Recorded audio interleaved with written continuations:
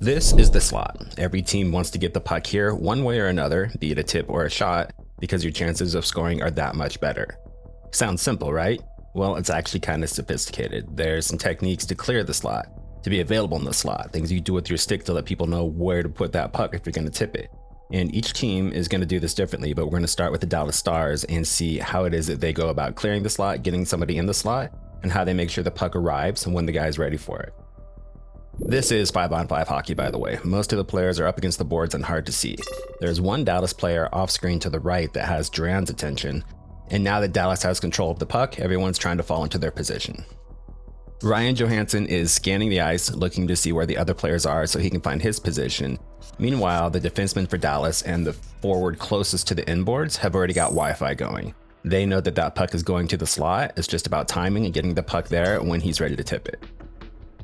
This play shows why having a big goalie is so advantageous. They can be in position and take out more of the net so that they're not going to get beat as often on these tips.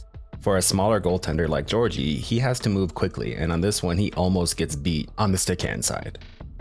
Okay, so all eyes on Matt Duchene, number 95 for Dallas right here. He is in the corner before anybody else, and he gets puck control. The Avs want to keep everyone to the perimeter and the outside, which Dallas is fine with because their game plan is to dart into the slot.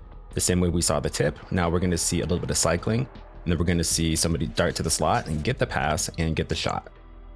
It's worth noting here that Duchene does a great job of engaging with Byram. Byram isn't really doing anything wrong other than he's completely taken out of the play because he's giving so much attention to Duchene, making sure he doesn't get a rebound or the pass for a shot. And while there's no such thing as a good goal against, this isn't really a bad goal to give up. This is a great shot from a great player who beats a great goalie. It just happens sometimes. What happened before it, maybe there's some things to fix there, but I wouldn't put this one on Georgie at all. From this angle, you see that Seguin has beat Girard to the slot, and now he's available for a great sauce pass that he's going to make a great shot on and put it top shelf cheddar cheese right hand side over the goalie. Okay, so let's have a look now at Dallas on the power play. The goal is the same for the Avalanche. Even though they're down a player, they want to keep everything to the perimeter, and Dallas is happy to oblige again because they have plans on using that slot. One of the ways that they're going to do it this time, though, is by spreading out their two wingers so far that the Avs have no choice but to cheat a little bit out towards them so they can't take a pass and walk in or make a pass to another player as easily as they might like to.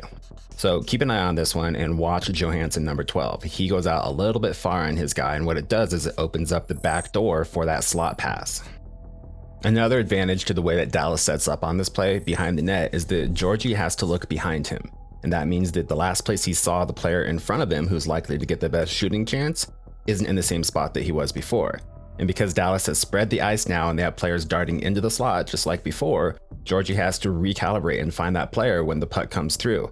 It's just enough to throw him off his angle to get beaten right under the right armpit. So when you look at this goal, it really becomes about angles again. You see that the Dallas player is coming in on Girard, who doesn't take a step in either direction. He's in one spot, which makes the angles much more predictable even if he rotates his body and does the predictable thing there, which is to put it off the boards. What Girard's trying to do is scan the ice looking for a long outlet pass to generate some offense, being down 2 goals already.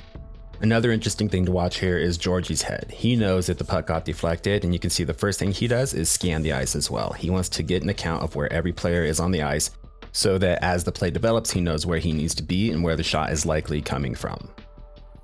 It's hard to tell if this puck was tipped or not, but again, to the slot, looking for a redirection. Georgie has to play it differently because he has to be as big as he can and as low as he can to account for any redirection. And what this does is leaves him much more likely to give a rebound, which he does. Because the Dallas player is already behind the defenseman, he's the first one to get to the puck, and it's an easy rebound goal. All 3 of these goals represent how Dallas likes to use the ice to get into the slot, just like any other team really, but the way that they execute on it is what has them up 3 goals to none at this point in the game.